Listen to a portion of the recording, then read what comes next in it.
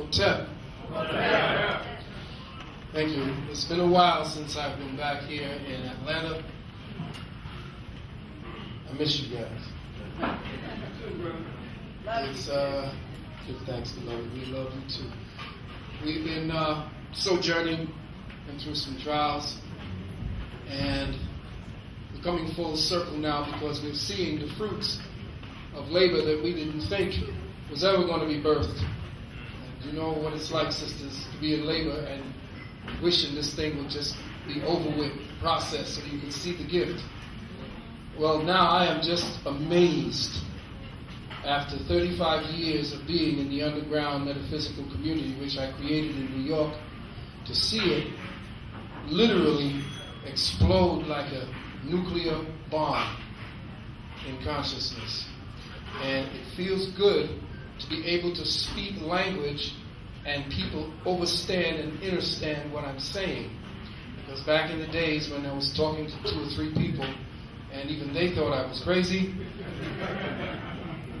I had to get them into the language, which is what we're going to do today, to decode and deconstruct exactly what's going on today, so that our children, which is probably going to be told on YouTube, will get reintroduced to me, because everybody seeing me on YouTube now for the first time thinks that I'm a new jack coming in there. And I just want to tell the young brothers and sisters of the YouTube generation that I'm old school, was out there with the revolutionaries, sat at the feet of the masters that preceded us. We were there, Sister Tassili, she knows, we were there in the trenches, attempting to get this consciousness out to the brothers and sisters on a whole level. We dealt with the nationalist community, but when I went to sit before the elders and asked them, when you teach us the history, could you please tell us a little something about the mystery? Because the mystery behind the history is what made our people great. What they were dealing with were the effects of our people's mystery system. So a lot of the elders were kind of remiss or a little recalcitrant to give us any information, especially Dr. Ben, Baba Ben. He wouldn't give us any information about that, obviously thinking that we weren't ready. But I believe we were ready because I felt that I was ready. And I opened up the underground metaphysical community in New York for that purpose, to study the mystery, what made our people great. Not the acts of conquest and building pyramids, but what were the thought processes, the abstract consciousness that went into solving the mystery of how to put a pyramid together. What were they studying? Who were they studying? So we came about and we did that. This is just a little upgrade for the brothers and sisters, the young brothers and sisters, wanting to know who I am and what I've been doing. Just bringing the mystery system, or what we call the path of the hidden light. That's what it was called. There was no mystery system. It was called the path of the hidden light. And if you wanted to study more about the path of the hidden light, you would have to join our university online, where we teach online in real time around the world. In fact, we were the first to teach in real time in cyberspace, to create a campus in cyberspace, to the point when our beloved Dr. Jeffries and I talked, he picked up that particular premise and went forward with it to deal with that way of teaching in Africa. So we teach in a cyber university called the University of Commission Sciences. We teach metapsychology. We teach naturopathy in hygienic sciences. And we teach the Medu Neter, which is the ancient language that we are intent on making the second language of our children.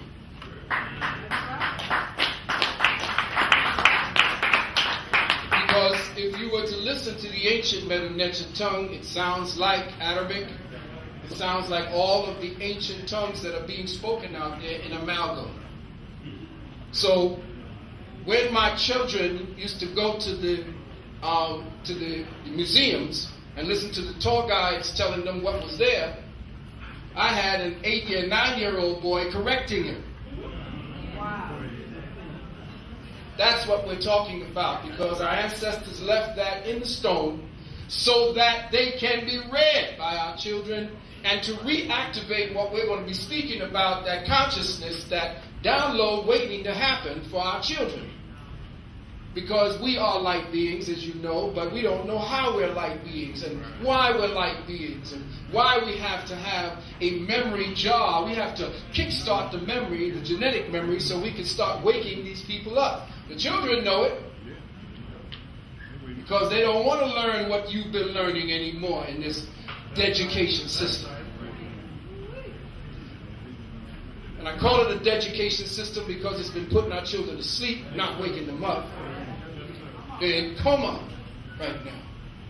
So what I wanted to do was to reference today, Professor Griffin and I got together. First and foremost, I want to give a little thanks, some thanks to, where are all my materials now? Where everybody steal my materials to?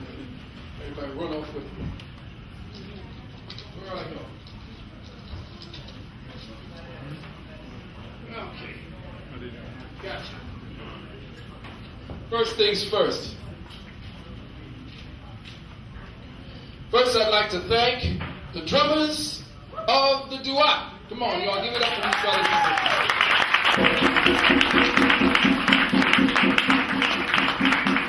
For those three beautiful sisters, African dancer. Let me just read it off here. Brother Chosen, Brother King, Brother Kalanji has been speaking. The duat, founders of the duat, KT and KB. The DVD, by the way, will be available at 1130 Euclid Avenue, Move Productions. I want to give thanks to them, South. They're Move Productions, South.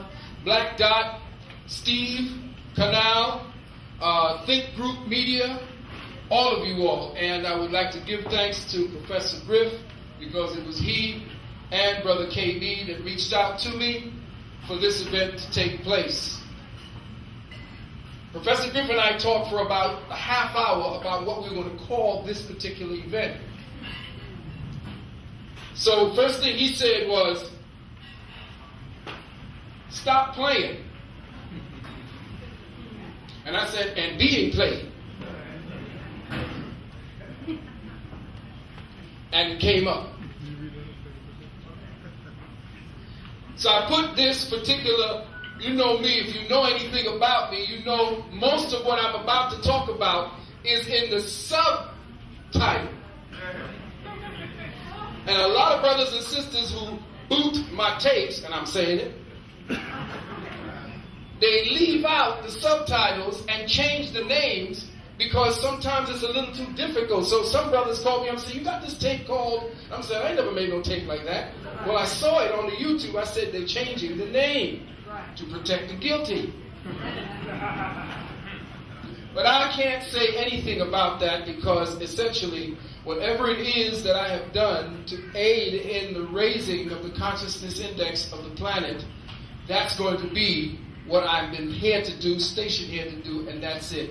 Whatever recompense I get is not to me to enrich myself on somebody else's education. It don't make any sense. My richness and what I am going to be enriched by is the fact that I am being fed back by what it is that I am seeding. Just like I plant food, I will be able to be nourished by that because I may have to choose one of you all to come back through. So if I'm lying to you all, what am I doing except lying to myself? So I said, I'm going to call this Stop Playing and Being Played, decloaking the mind-fuck methodologies of the parasitic elite, operating through gender, media, politics, and entertainment. All right, now see, a lot of people don't understand that when anybody comes to my lectures, you know, everybody says, oh, well, you know, if you could just say a few words without using certain expletives. I've been expletiving all my life. And the thing about it is, I don't want everybody to be, because I could get college and very educated and talk nasal and very sophisticated. I have very good education. I was beat to death in Catholic school, so you know I learned something. the thing is that when I want to express myself through passion, and there's certain words that just kind of put a punctuation point on it, even though the elders would kind of cringe and I would not do that. So listen, I'm feeling free. If I want to punctuate like that, then I'm punctuating, just to give you an understanding and understanding of what I mean. So we are decloaking the methodologies. And that, what I'm saying there, the mindfuck, that is a true and real title from the NSA, MK Ultra. These words were used. Operation Mindfuck. So I'm not saying anything that has not been put into history. Okay? Now, moving forward, first things first. Okay? First things first. I don't care how you dressing, how you are pimping, how you're laying, how you're styling and profiling. You are not a player. We're going to begin a little softly today so that we can get the young people to understand what time it is. You are not a player. You cannot be a player because you are the played.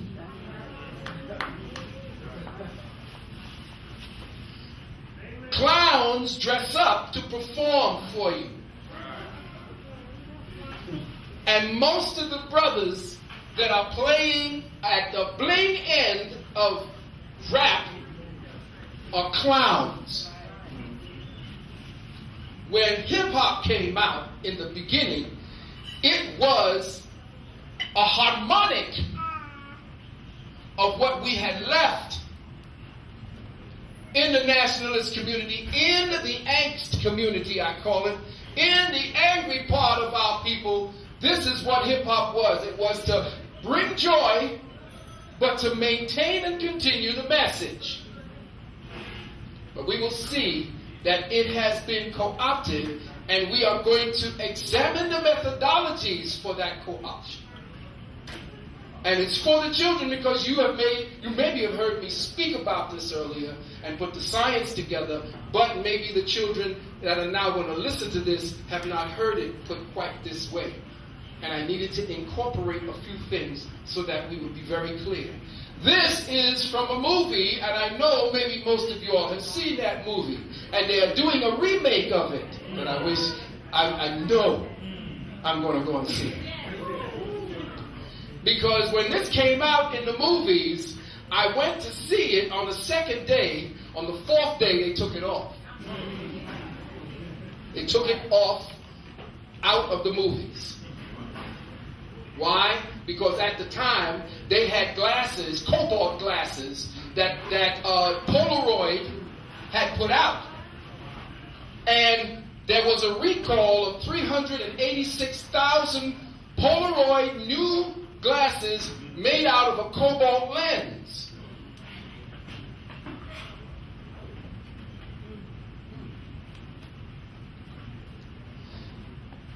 You see, no matter what you think, there are harmonics and frequencies that are right now working with certain words that are being transported through the air, though you think you can't hear it with your conscious mind. Every part of you right now is processing these words. Kill, fuck, will, party. These words are trigger mechanisms, and you're going to see it as we get deeper into how the techniques and the methodologies are working. As we work to find out where we came from and what's going on, the first thing you must understand is that there is no game.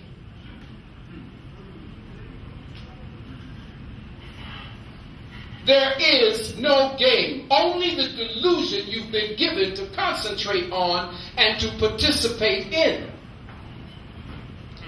We think there's a game because they made us believe there's a game by setting up the synchronicity of a quote-unquote game.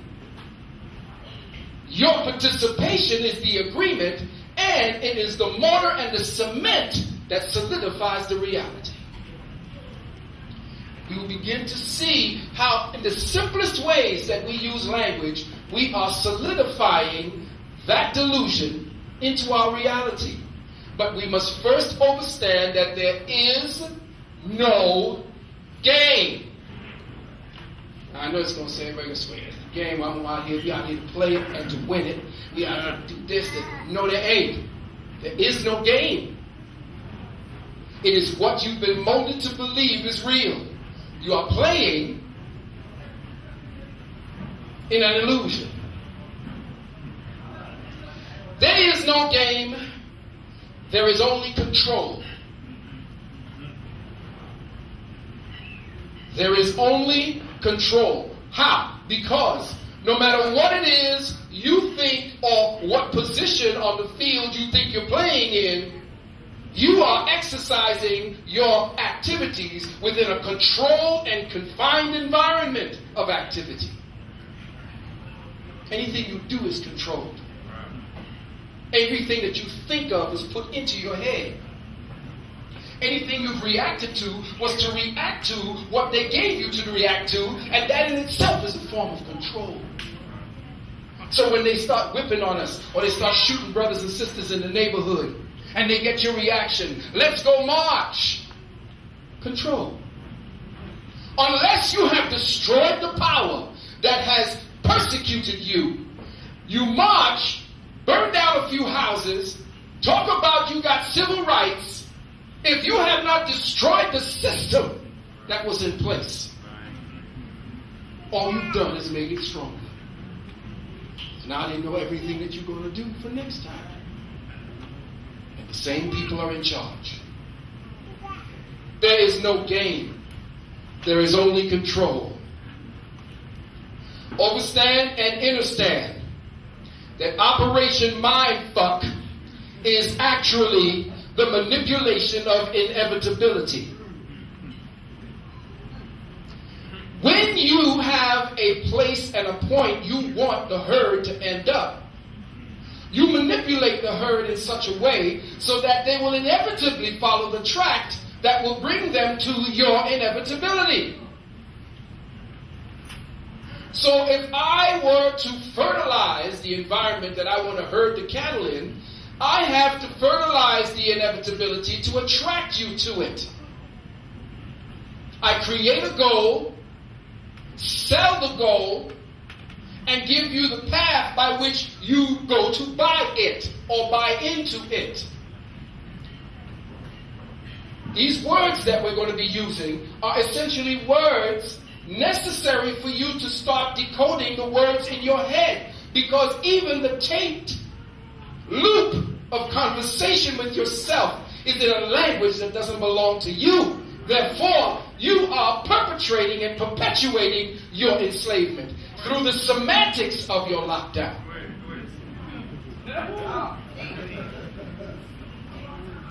So understand that even when you talk to yourself like a slave. Because as you speak that language, holographically, you are only focused into what they put as the reality to describe that with the semantics they gave you. Can your semantics give you a reality outside of the confines of where you are? When you go to describe a phenomenon and you have to use the English language, how do you describe and bring that phenomena into your reality if you can't find the words?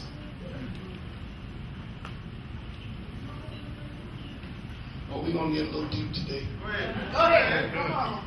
Let's go, brother.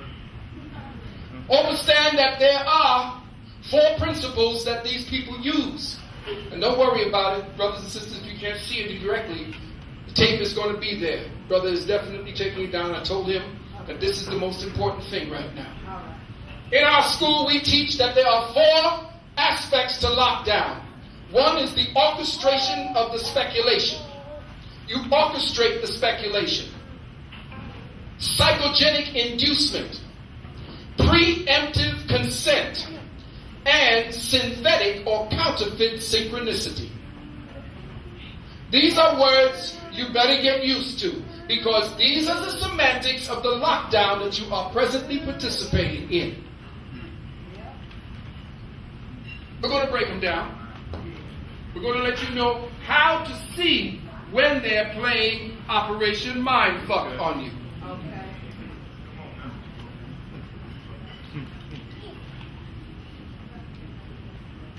Orchestrating the speculation. What is a speculation? From somebody in the audience. Give me the definition that your master told you was the new meaning for speculation.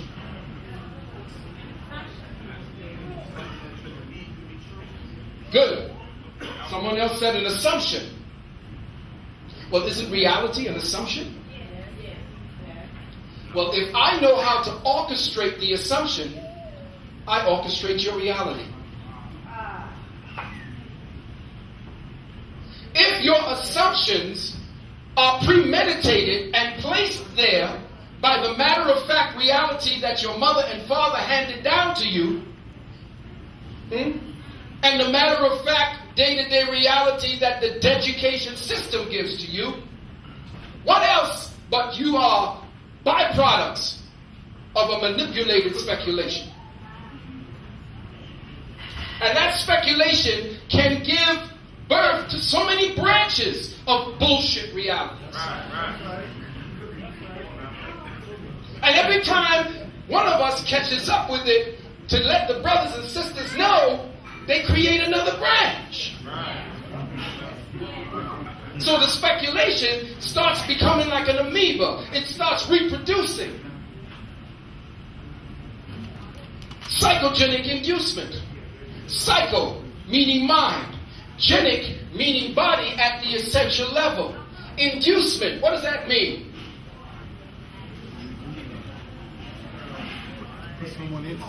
To seduce you, to get you into it. Psychogenic inducement means if I want your mind, I have to mess with your genetics. So to induce your mind to think a specific way or to not think in a specific way, I have to mess with you by inducing your genetics with poisons.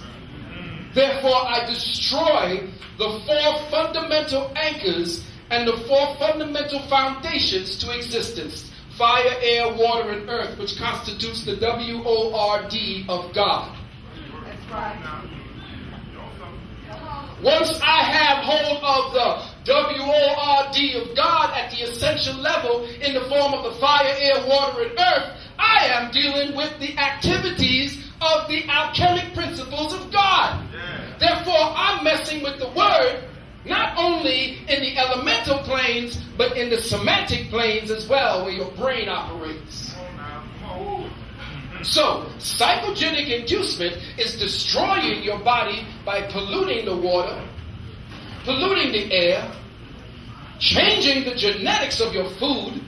Because remember, in 2000 at the Gathering of the Masters, I said that eating is a form of communication. That when you eat the proper foods, the genetics in the food are translating as well as transmitting information that Nature Mother is passing on to you from the psycho-spiritual planes. And when Nature Mother is passing on information to you from the psycho-spiritual planes, you know just what the fuck to do if there was a tsunami coming over your ass. You'd have been gone. The animals know it.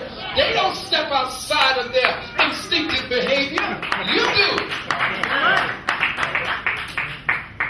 So now they must destroy that organic connection between you and the Earth Mother, so that when you are ripped from her breast, there is no more communicating between her. Because remember, as the Earth, she's picking up star code, light code conditions that she is now using to entrain within the Earth, so that whatever the Earth produces becomes information carried on and passed on to you.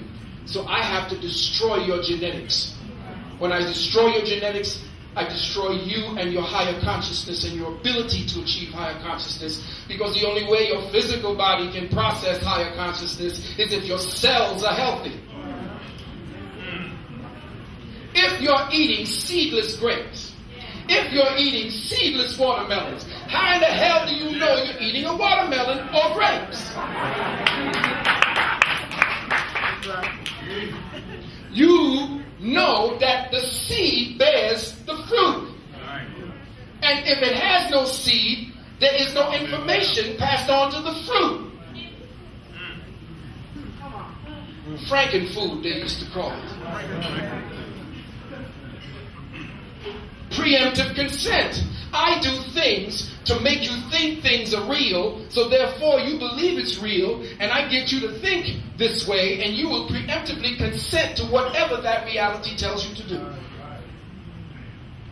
I will preempt you even having an ability to sit down and decipher, because by automatic reflex, since everybody else is doing it, we got the 1,000th monkey, the 100th monkey syndrome going on.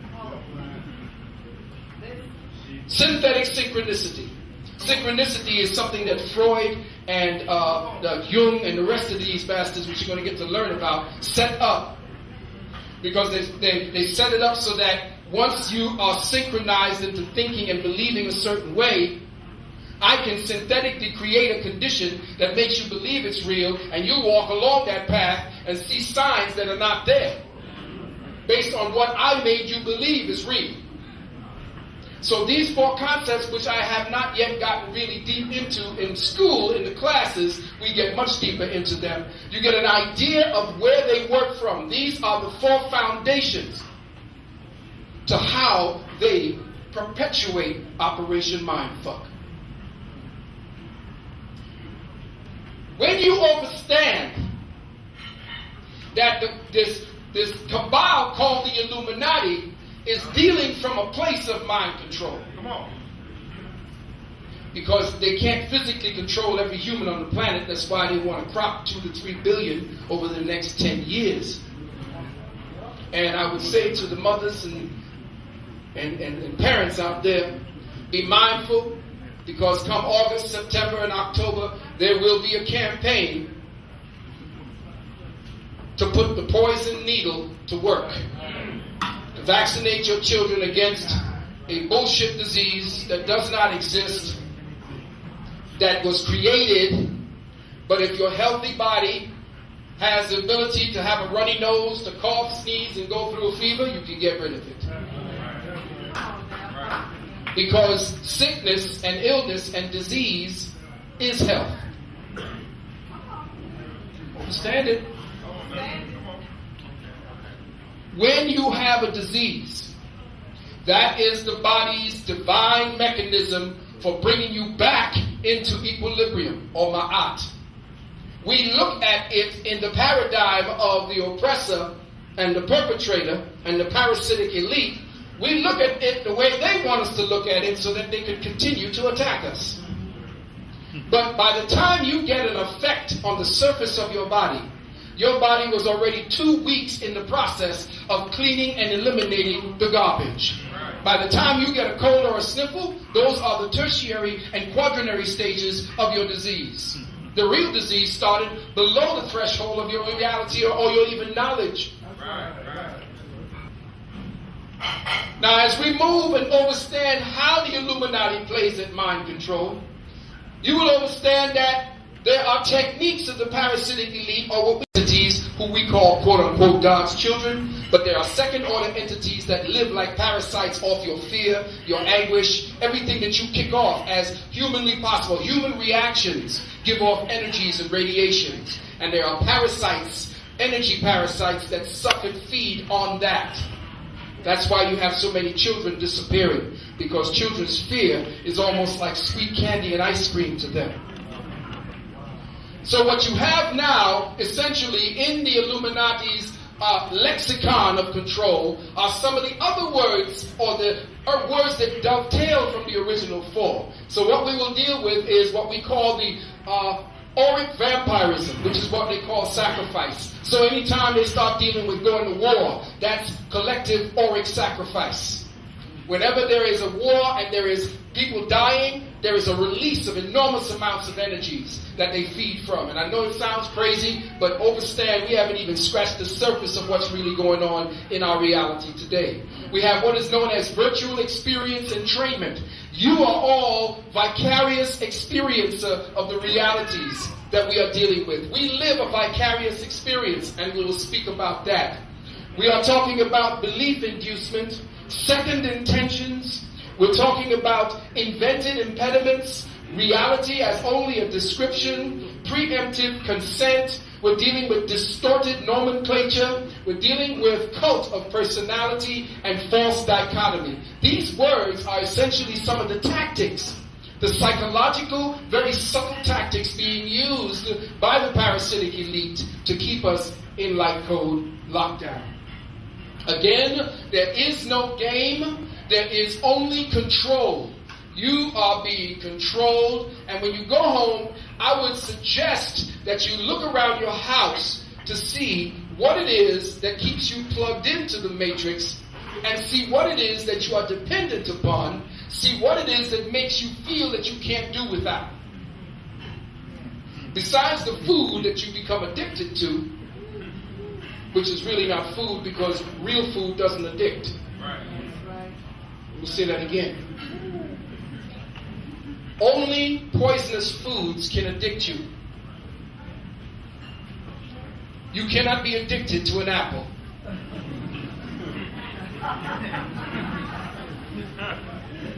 The only way you can be addicted is if something poisons you, and with that poison, the poison takes something from you, creating a deficit in your body, which your body then aches for. That's how crack works.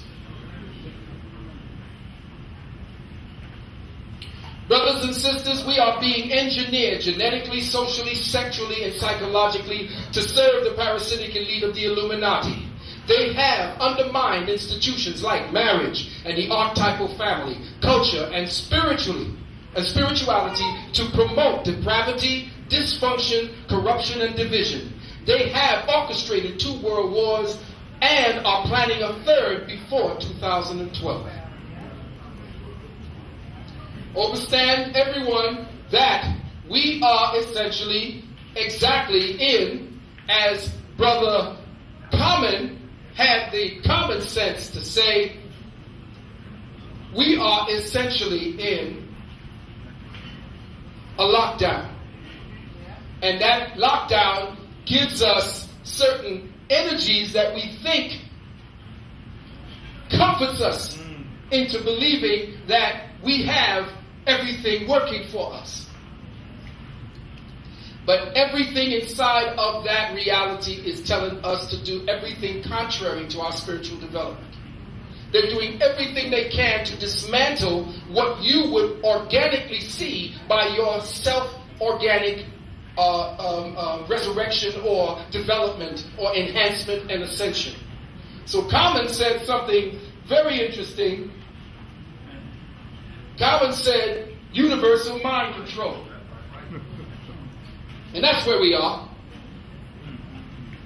They said that they want to deal with universal mind control. So in this mind control think tank that we're going to be dealing with, we're going to be breaking down a few of the ways that it happens. Now, the first thing we got to do is to go through the history.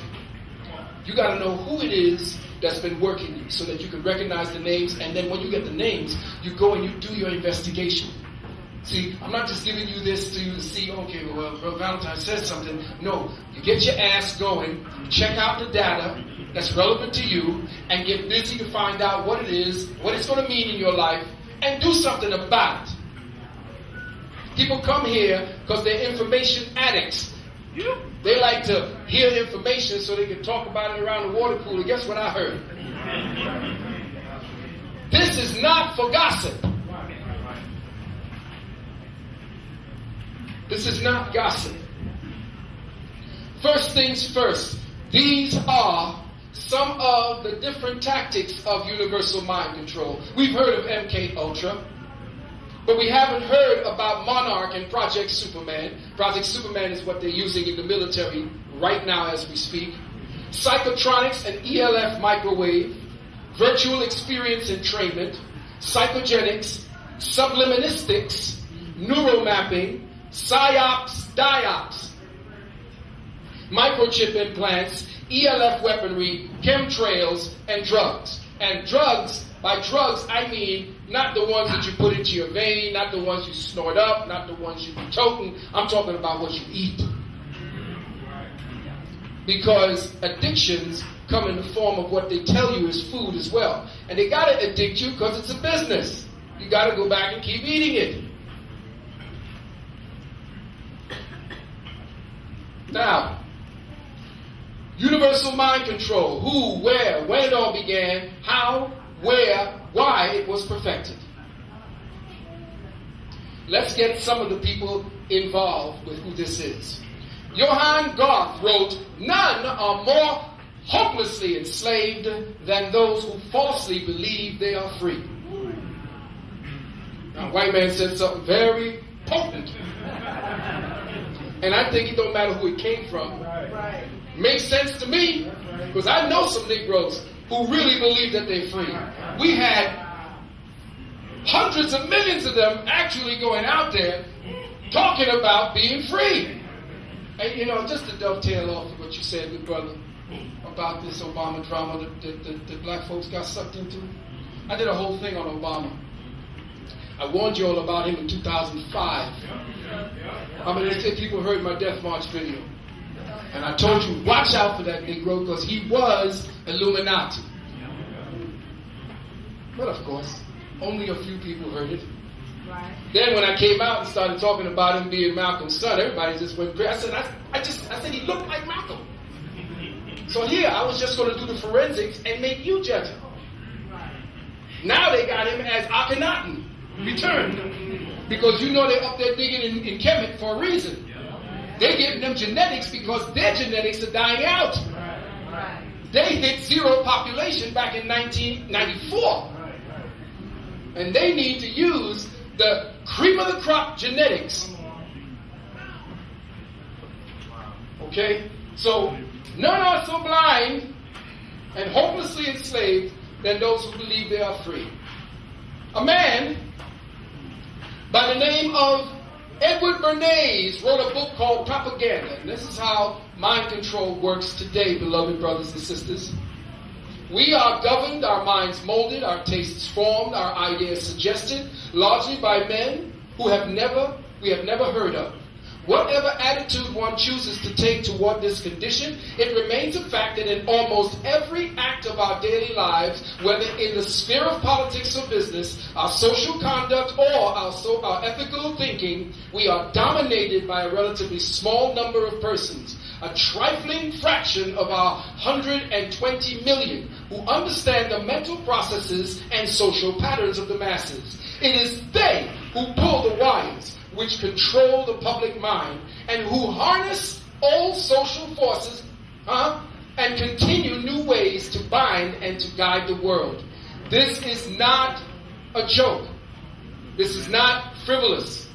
There are people working your minds from back then.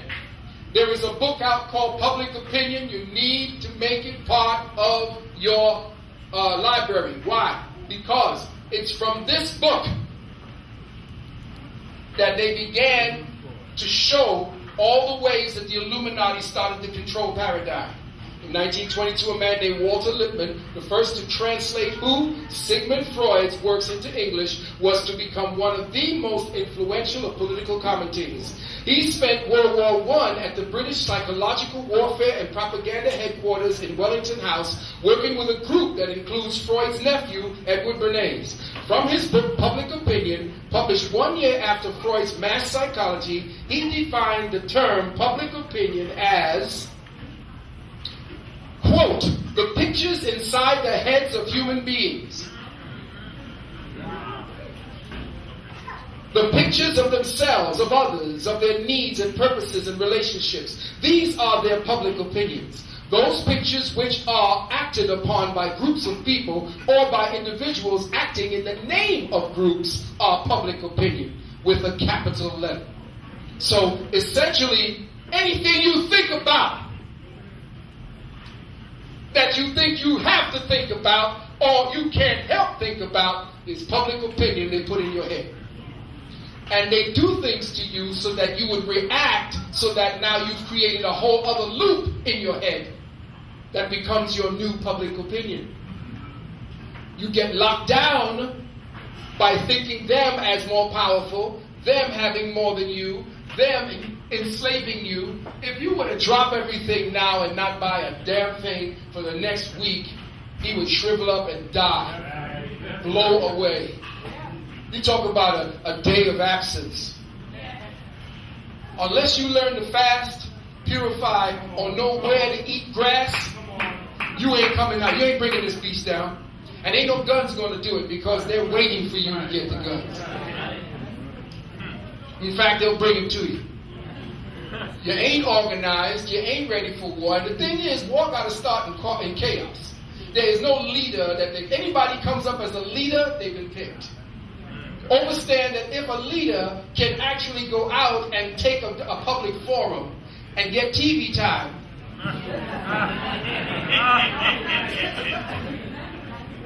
understand that there are leaders that can do that, but they are under the deepest scrutiny and will be taken out like that. Understand that your leader and the war and the revolution will happen in a spark, just like lightning hitting dry brush. It's not going to be something, okay, all right, your brothers go over there, and we'll be over there. We'll call you on the cell phone when time to attack. It's not going to work. It has to come from a mob of people bum rushing the halls of authority, destroying the halls of authority. Thanks, brother. And a leader coming out of that is a real leader. But you see, anything that begins has a birth, a time of fruit, and a corrupting time. And anything you create will be corrupted. That's the nature of things in third density. And that's the part of the mystery system that was not taught to us. The only way we have to get to beat this thing is to understand how the Kemites did their science of incorruptibility. If we don't understand the science of incorruptibility, we put people in there that will lead us into corruption. And when you have leaders who are corrupt, then the society is doomed. Because the people need to overthrow corruption. They need to put people in there. When you're a leader, your mind belongs to the people, and the people are your mind. If you have an isolated agenda from the people, then you're no leader. You're a dictator. And this is exactly what it is we have today. People who dictate the bullshit to us. He also said that Lippmann further showed that people are more than willing to reduce complex problems into simplistic formulas. So when you get a problem, you want somebody to give it to you in a little spoon so that you can say, okay, that's it? Okay, I can handle that. You don't want to work it out for yourself. You don't want to get into the mind necessary to bring out a solution. To form their own opinions of what they believe others around them believe. Truth becomes optional. Appearance of reports in the media further give the aura of reality to those stories. If it wasn't real, why would it be reported? Also, people whose frame is built up by the media, such as movie stars and recording artists, can become opinion leaders with as much power to sway public opinion as political figures themselves. Is ultimately determined by the desires and the wishes of an elite social set. That set is a, quote, powerful, socially superior, successful, rich, urban social set, which is fundamentally international throughout the Western Hemisphere, and in many ways, London is its center, as brother said. Okay, you have to get these little fundamentals so you can understand where we're going. It counts among its membership the most influential people in the world, containing as it does the diplomatic sets, high finance, the upper circles of the army and the navy, the princes of the church, the great newspaper proprietors, their wives, mothers, and the daughters who wield the scepter of invitation. So the women of the upper class are the ones that say, no, we don't invite them. I don't like them. Let's bring them in, and they come in there with bask and give them the notoriety. So when the Negroes go up there and they start brushing, oh man, I went over there to meet, what's his name? I shook hands with George Bush, and I'm skinning and grinning and shaking hands with Obama, and we're doing prayers with Obama, and all this bullshit. The information about Obama being a bisexual comes out. Don't tell nobody. Nobody can tell you about that shit. That's why the homosexuals bum rushed him and made him sign that, or else we want to out your ass.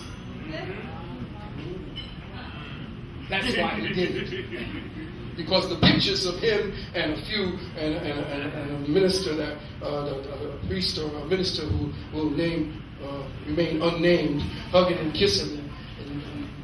We won't go into that right now. Public opinion must therefore be organized for the press, not by the press. Also, it is not sufficient to rely on the whims of a super social set to manipulate the pictures in the people's head. That job can only be managed by a specialized class which operates through our intelligence bureaus. This is in public opinion. He goes on to say the masses of absolutely illiterate, feeble-minded, grossly neurotic, undernourished, and frustrated individuals is very considerable. Much more considerable, there is reason to think, than we generally suppose. Thus, a wide popular appeal can be circulated among persons who are mentally children or barbarians, whose lives are a morass of entanglements, people whose vitality is exhausted, shut-in people, and the people whose experience comprehended no factor in the problem under discussion. In other words, you are useless eaters, as he says. You are the sheeple, you are cattle, and everything you do based on desperation. So they can manipulate you. All you have to do is manipulate your desperation and your fear, and they got you running because 9/11's coming again. 9/11's coming again. Now, the plan to create public opinion ban in 1913, isn't that interesting? The plan to mold, it came about at the same time when they began to start establishing the Federal Reserve, the IRS. This is when it started. As a propaganda factory centered in Wellington House in London, Lord Edward Grey, the British Foreign Secretary at the time, installed Alfred Harmsworth, Lord Northcliffe, Britain's most influential newspaper magnate, as its director. Lord Northcliffe's position was oversighted by Lord Rothmere on behalf of the British Crown. The operational staff of Wellington House consisted of Lord Northcliffe, Arnold Thornby, future director of the Studies of the Royal Institute of International Affairs, and the Americans Walter Lippmann and Edward Bernays. Incidentally, it was Lord Rothmere who put this whole thing together, who introduced the term Adolf the Great. He stated that he was a supreme intellect. I have known only two other men to whom I could apply such distinction, Lord Northcliffe and Lord George. If one puts a question to Hitler, he gives an immediate, brilliant, clear answer. There's no human being living whose promise on important matters I would trust more readily.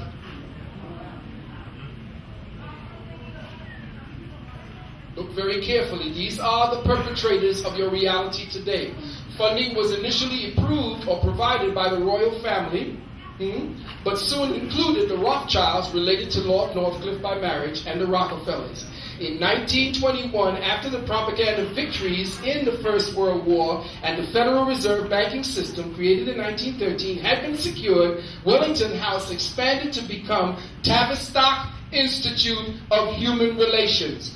Get that word and learn it well. Tavistock Institute. That is the center of all mind control for the planet.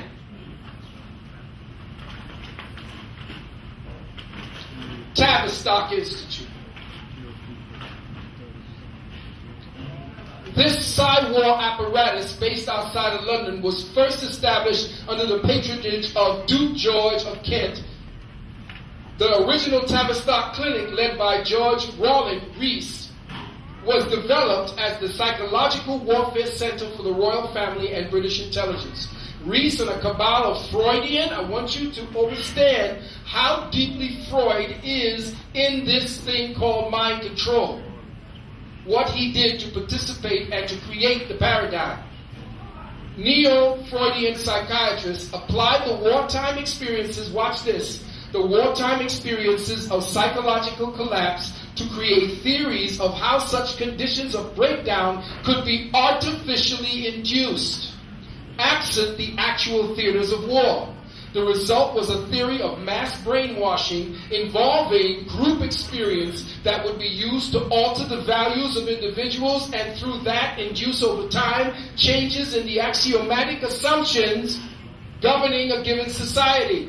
So what they would do now is change the underpinnings of your relative reality by introducing axioms, words, for you to become comfortable with, so that when you hear them, you know what they belong to. You begin to cross-reference them in the holographic mind that you have, and your reality now becomes this crisscrossed reference that you see through, and that's all that you see. Okay, hang on with me. Yes, sir. It's going to get a little complicated, but you have to have this. Now, this elite cabal was staffed by the likes of Kurt Lewin, the author, who authored Jim Keith, the guy who was called himself Commander X, who just died, credits with much of the original Tavistock research into brainwashing, applying the results of repeated trauma and torture of individuals in mind control to the society at large. Lewin states, listen carefully, if terror can be induced on a widespread basis into a society, then society reverts to a tabula rasa, a blank slate, a situation where control can easily be instituted from an external point. Put another way, by the creation of control chaos, the populace can be brought to a point where it willingly submits to greater control. Or it's not, we haven't even begun to scratch the surface of how diabolical this becomes. Another Tavistock researcher was Dr. William Sargent, author of Battle for the Mind, a physiology of conversion and brainwashing. These are books for you to go get. He said various types of beliefs can be implanted after brain function has been sufficiently disturbed by deliberately inducing fear, anger, and excitement.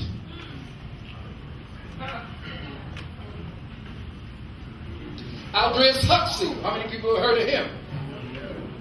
Aldous Huxley, he wrote Brave New World and Doors of Perception. He said, assemble a mob of men and women previously conditioned by daily reading of newspapers, treat them to amplify band music, bright lights, and the oratory of a demagogue who, as demagogues always are, is simultaneously the exploiter and the victim of herd intoxication, and in next to no time, you can reduce them to a state of almost mindless subhumanity. These are people writing this in their universities to pass on to their own control people. All that crap that you see here, yes, we can. See, I needed a tape recorder, a cassette tape recorder, to show you what that word, yes, we can, means. All right, now that we have one, I'm going to show it to you.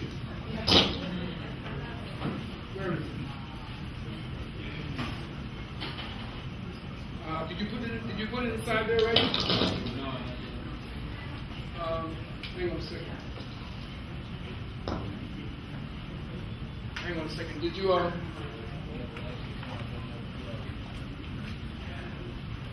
we have a tape?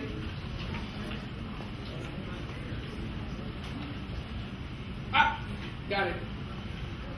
Now, does this have a speaker? Okay, plug it in. Now, I want you to hear.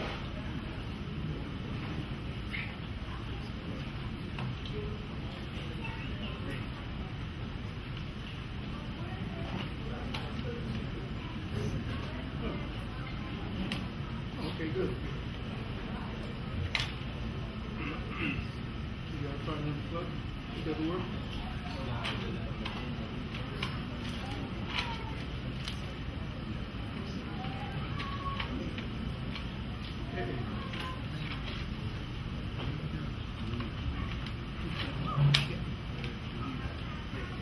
until, oops, somebody popped the chain.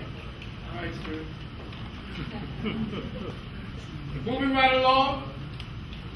Another man in 1938, at the time he was the head of the music section of the Radio Research Project for Tavistock. Theodore Adorno wrote in his work, Negative Dialectics, that listeners to radio music programs, fluctuate between comprehensive forgetting and sudden dives in recognition. They are atomistically, and they listen atomistically and disassociate from what they hear. They are not childlike, but they are childish.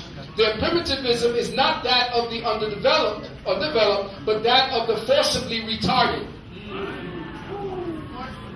Forcibly retarded, when they put certain music on the air for you to hear, know that they have messed with it in the studio. To mess with you, I don't care how popular the music is or unpopular. If it's popular and you got the Britney Spears and all these people out there, know that they have mind-fucked the music so that when you're listening to it not only in reverse, but up and down and sideways. The technology is such that they can put reverse in there and you can hear it with your holographic mind. Your holographic mind will hear things in reverse. As I was explaining to someone, when a baby is talking to you around the age of about 5 to 6 months and babbling at you, and you hear certain words that sound like words, if you were to tape your child and play the tape backwards, you would hear them speaking the words to you. Children speak in reverse.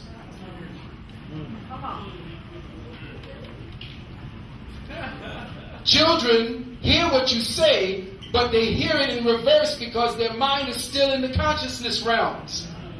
And they're hearing it holographically, and since they have not yet learned how to decode it with their part of the hologram that was necessarily infused with enough information for them to be able to reverse it back so it makes sense, they're speaking to you from another realm and repeating what you say on this realm in reverse.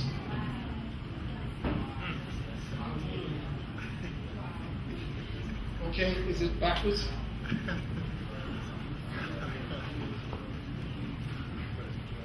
Is it up? Is the volume up? Okay, it might be.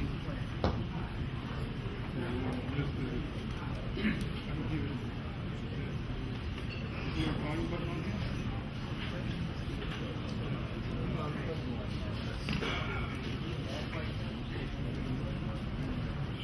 Okay, I don't hear it.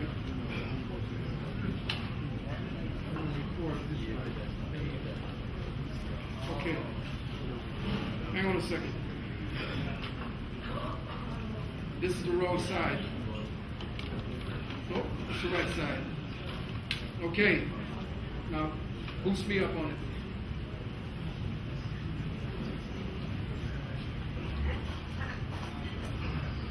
They say TV made this its formal public appearance at 1939 World's Fair. Is that it? Yes, we can. Okay, all right, here we go. Yes, we can. Yes, we can. Now stop. And you say. Listen. And you say. And you say. And you say. Wait a And minute. you say. Wait. And you say. And you say.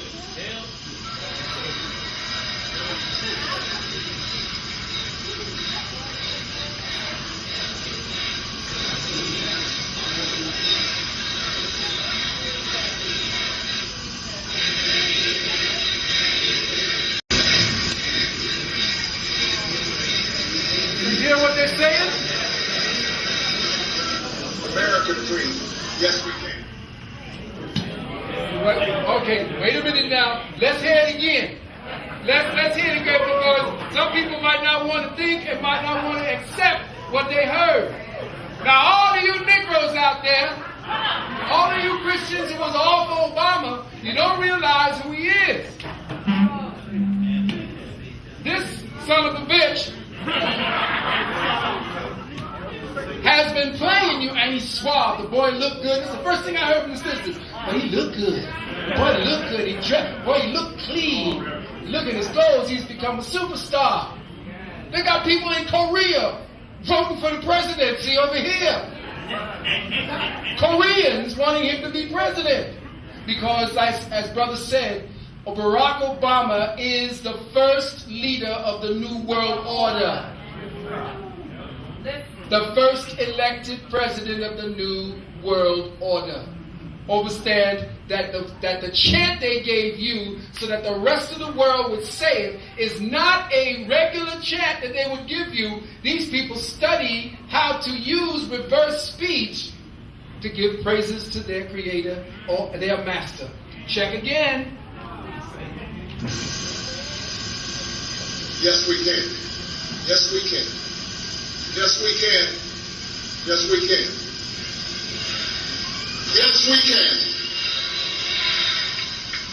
Yes, we can. Yes, we can. And you say.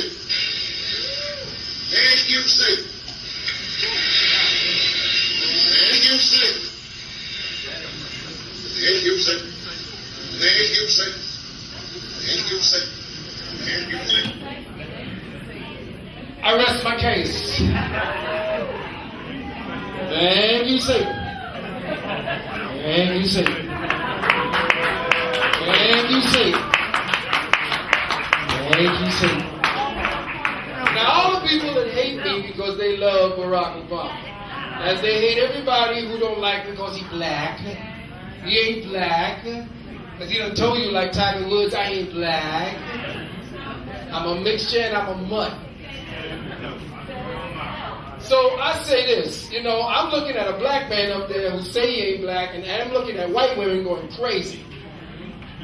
Nuts because of Obama. And he's suave and debonair. He walks up there. And they put Howdy Doody in there beforehand. They put a retarded, brain-dead, monarch mind-controlled creature in there to completely set it off. Now you got a debonair man coming in looking clean. Who you gonna pick? It was a no-brainer. It was a no-brainer. And now we're going to understand what mechanisms were behind that. I took this from a clipping about this dude. His name was Hal Becker. And he was a consultant for the Futures Group who used to give information to CBS, NBC, and all the big stations on how to promote products to the people. Said, I know the secret of making the average American believe anything I want him to. Just let me control television. You put something on the television and it becomes reality. If the world outside the TV set contradicts the images, people start trying to change the world to make it like the TV set images. Okay? And we move along. Television is the United States of consciousness. Television equals the United States of consciousness because that's what they do. They organize your consciousness so that when they put out something on the TV and you see a commercial, everybody can identify because everybody has seen it. Your consciousness has been trained. But here's something deep. Something called the 25th shot was found in Pokemon. And I think you already know about this. Psychologists in the Russian southern city of Krasnodar called on the Russian government to ban televising Pokemon. Many other countries, including Japan itself, have tabooed it. Krasnodar psychologists assert that a 25th shot strobe light system is applied in the cartoon that negatively affects children's subconscious. As a result of this strobe dosing, a neuro-linguistic programming occurs, or to put it more succinctly, a zombifying effect. The psychologists characterize this phenomenon as intellectual genocide. Moving right along, we haven't really scratched the surface. The Reese Network spent all of World War I studying the effects of war psychosis and its breakdown of individual personality. From their work, a wicked thesis emerged. Through the use of terror, they found that man can be reduced to a childlike and submissive state in which his powers of reason are clouded, and in which his emotional response to various situations and stimuli can become predictable, or in Tavistockian terms, proliferable. By controlling the levels of anxiety, it is possible to induce a similar state in large groups of people whose behavior can then be controlled and manipulated by the oligarchic forces for whom Tavistock worked. Now, an authoritative expose of this, called "The Greatest Brainwashing Organization to Ever Exist in the Course of Human History," is revealed in Dr. John Coleman's latest book entitled The Tavistock Institute of Human Relations, Shaping the Moral, Cultural, Political, and Economic Decline of the United States of America. This man was former British intelligence. This is the book you need to get, The Tavistock Institute of Human Relations. Those of you interested in mind control and the technology behind it. In another of his 15 books entitled The Committee of 300, he writes that the aim of the parasitic elite is to gain unilateral control of the earth, and that part of their working strategy has been, quote, to weaken the moral fiber of nations and to demoralize workers in the labor classes by creating mass unemployment. Is that what we got now? As jobs dwindle due to the post-industrial zero-growth policies introduced by the Club of Rome, the report envisages demoralized and discouraged workers resorting to alcohol and drugs. And everybody's got a depression drug somewhere. The youth of the land, listen carefully, the youth of the land will be encouraged by means of rock music and drugs to rebel against the status quo, thus undermining and eventually destroying the family unit. In this regard, the committee commissioned Tavistock Institute to prepare a blueprint as to how this could be achieved. We move on to find out Tavistock directed Sanford Research to carry out the work under the direction of Professor Willis Harmon, President Institute of the Noetic Sciences. This work later became known as the Aquarian's Conspiracy. Listen carefully. An FBI internal memo from 1968 mentions the employment of a perpetually touring rock group called the Grateful Dead. All right? And rebellion into more of benign, non-threatening directions. They hired the Grateful Dead. They performed a vital service in distracting many young persons into drugs and mysticism rather than into politics. Now, anybody has ever seen this particular symbol of the Grateful Dead? Did anybody ever know what it means? Okay? Can somebody tell me what these symbols mean? Well, first and foremost, okay, that's just in case. Well, let me just explain something to you. This is Hiram Abiff. The top hat is the top hat of, for all you Masons in the house, the worshipful master. The lightning bolt represents the Nazis, the SS. But then, what you don't understand and overstand is that the lightning bolt has 13 edges. The 13 royal families. You don't understand as well that the red and the blue is the red and the blue houses of Masonry. York House, the red, and the Scottish Rites in the blue. There is no game. There is no game. There is only control. And I put her in there constantly because this is one witch. You have to understand that there was a kissing going on. You saw the kissing crew when she was kissing on, what's her name? That was a ritual. Christina Aguilera as well as Britney Spears. She came down in the top hat. The hat of the worshipful master. Madonna. Keep going. Stealing children from Africa. Oh yeah. Same, you know that's that's our graveyard Orisha. Moving right along. We got hip hop parade.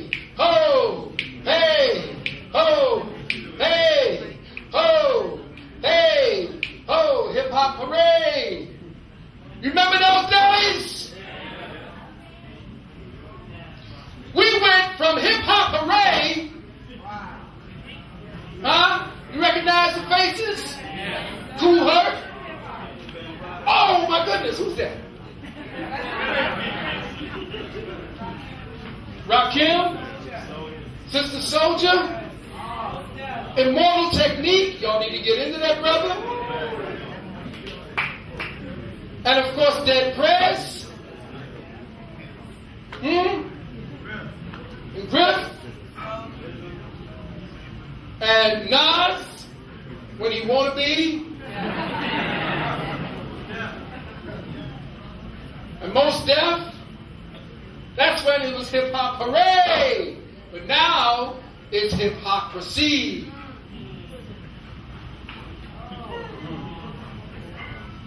Hypocrisy essentially birthed a whole other paradigm.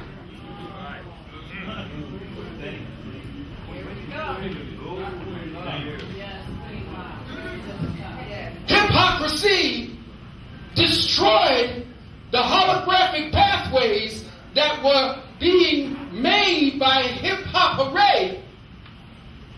Because who, remember, is not just hooray, it's who was the first word spoken into existence. So when I say hip-hop who, hooray, hurrah, we're talking about a time when the words were happy words, but they were also words that were uplifting us.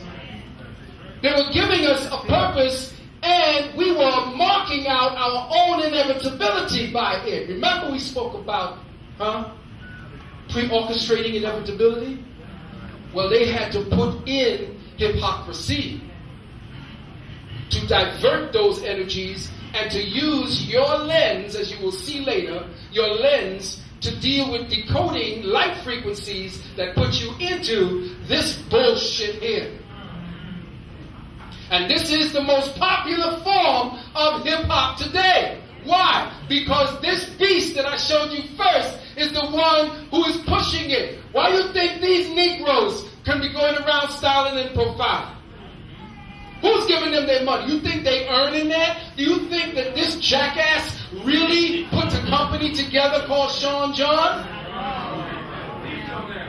Do you think this nigger with the capital N really is doing something for the general black population to uplift them and their consciousness? He is a front, a meat puppet with no hands up his ass moving his mouth.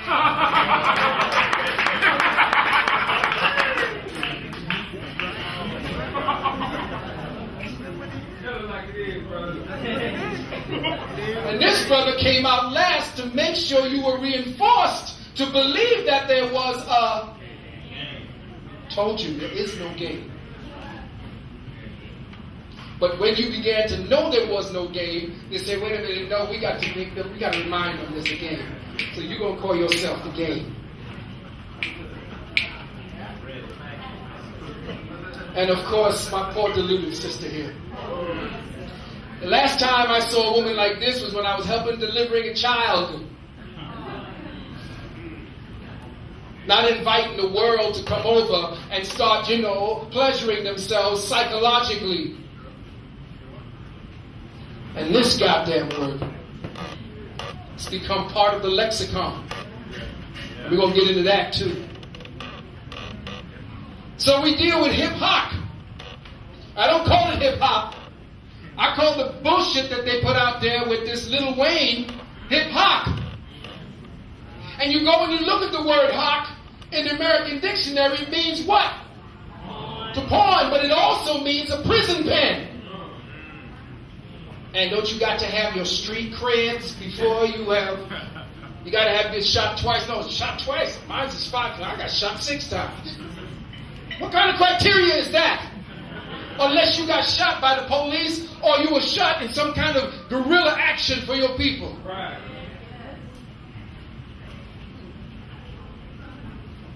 To pawn, a prison pen. To hock is to trick, to deceive, chicanery. To fool or deceive, a hoax. To infuse food or drink with a drug. Hip-hop is a psyop. Hip-hop is a die-op. It's been killing your consciousness. It's been warping your children's reality. Physically, mentally, spiritually. And you don't see the creature behind it. The one you got to put on your cobalt glasses to see. The one that has our poor sisters actually believing that they get more beautiful with this.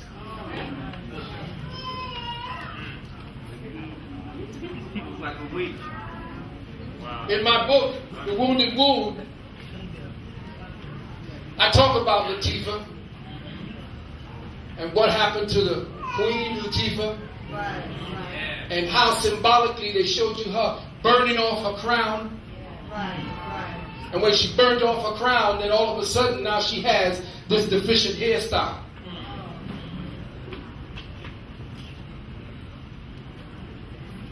Notice too that we went from this. The gods descended. See, when I hear Earth, Wind, and Fire,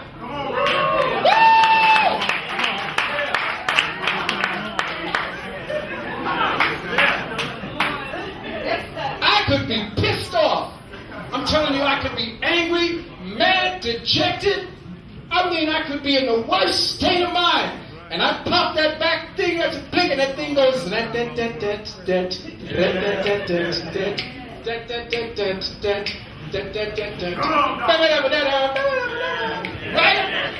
Do you remember? Oh, man. I say, yes, I do. And all of a sudden, I'm all right.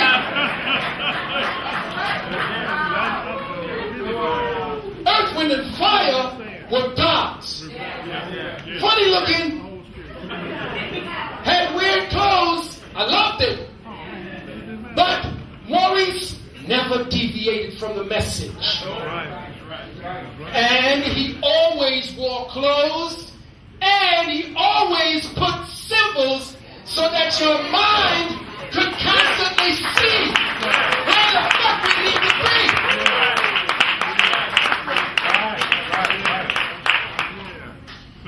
Constantly. Even if you don't know anything, if you're just passing by and you look at the album, immediately your genetic memory got switched on.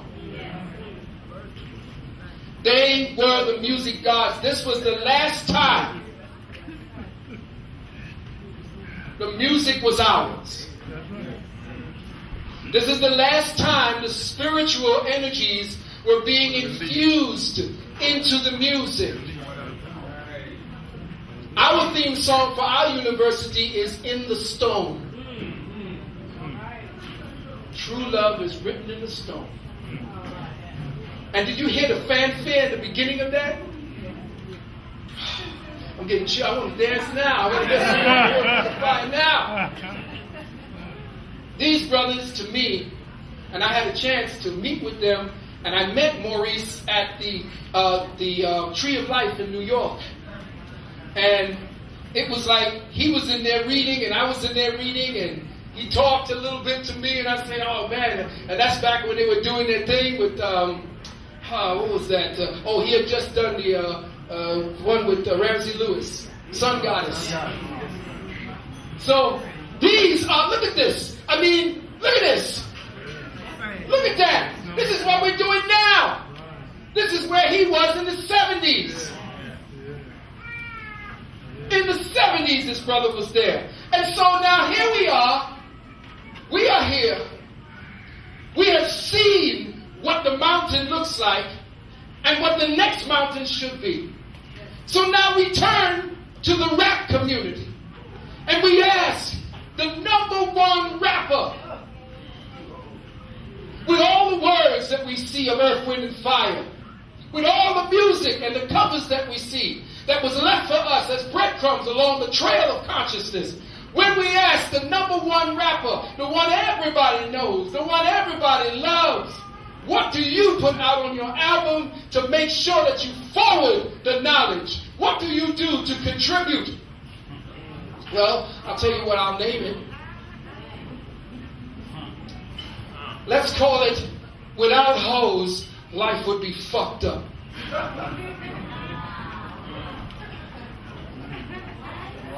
Remember, this is the #1 rapper, the #1 musician in music. Without hoes, life would be fucked up. Now, this is what your children are hearing. I want you to marinate with that for a moment. After listening to Earth, Wind, and Fire, to who else we got that was back there doing the thing? War, Roy Ayers, Stevie Wonder, Fela Ransom, Anikulapo Muti, Sun Ra. Gil Scott here. Yes, well, Gil Scott, yeah, he was all right in the beginning when he was, before he dove into the bottle. Loved him too. Coltrane, George Benson. you know, but here we are now. Without hoes, life would be fucked up. That's where we've sunk to.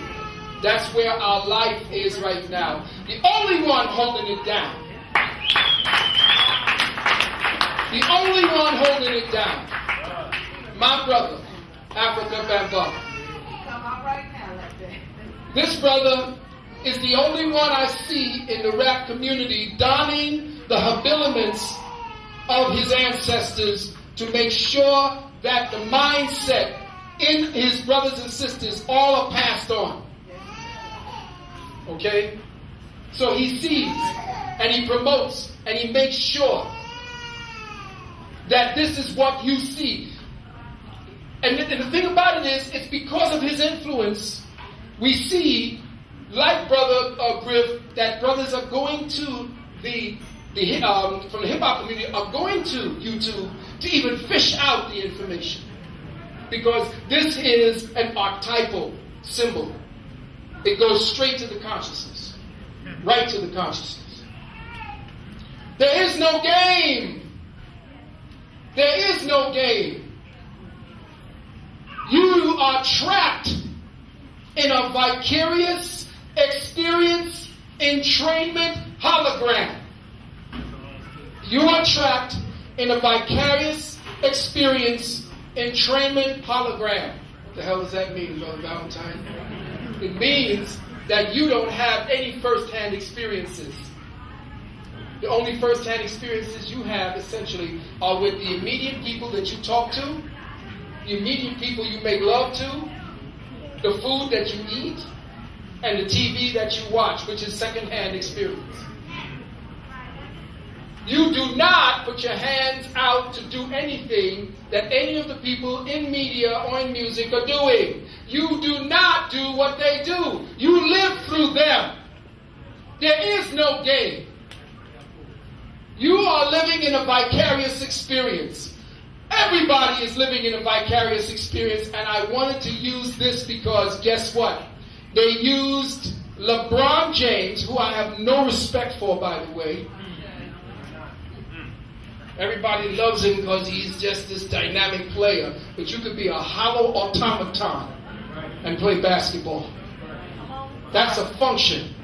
It's not the metal of the man. The media builds him up like he's a man. But he has said and done things for the dollar? No. And that picture of him looking like a gorilla? No. That was an embarrassment. What does it say? We are all witnesses. That's all you are. Think about it. They're telling you, you do not experience. You witness others having the experience. And you live through them as if it was yours.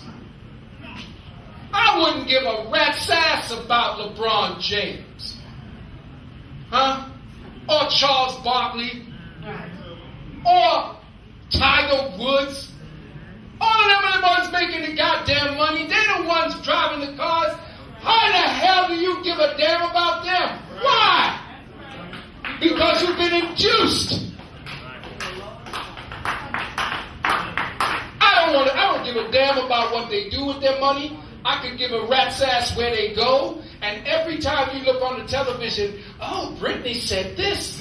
Oh my goodness, what happened here? All that gossiping bullshit since we became feminized. Now, this is not to deal with my sisters, because again, you, just like we brothers, got seduced by the okie doke.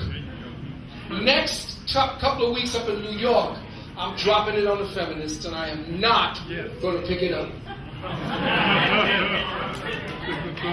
Sisters, you have fallen for the last 20, 30, 40 years for a hypnotic entrainment program called feminism. And this equality bullshit is another part of the mindfuck methodology. You are not equal to me.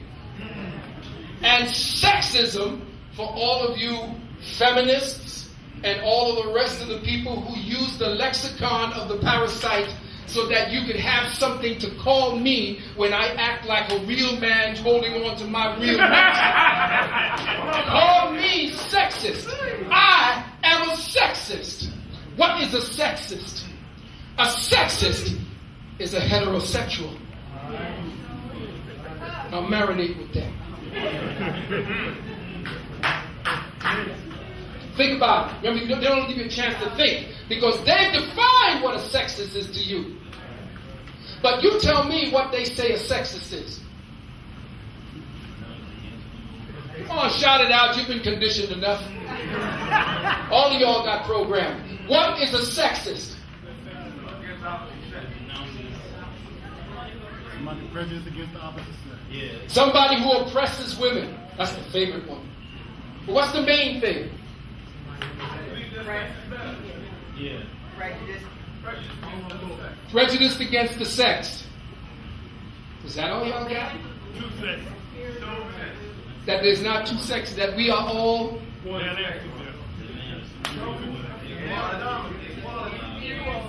equality, and that men think they're superior to women. No, I don't think that. I think I'm compatible to women. I love women. I love my women. I love my black women. I love them to life. I have made a fool of myself over black women. And it's hard to get me to make a fool of myself. I don't care. I don't mind making a fool of myself, being who I am as the man. But I am the direct authority. And I don't give a rat's ass if you don't like it. And I'm telling you, brothers, if a sister don't like it, leave her. I see maybe 1 or 2 of y'all clapping.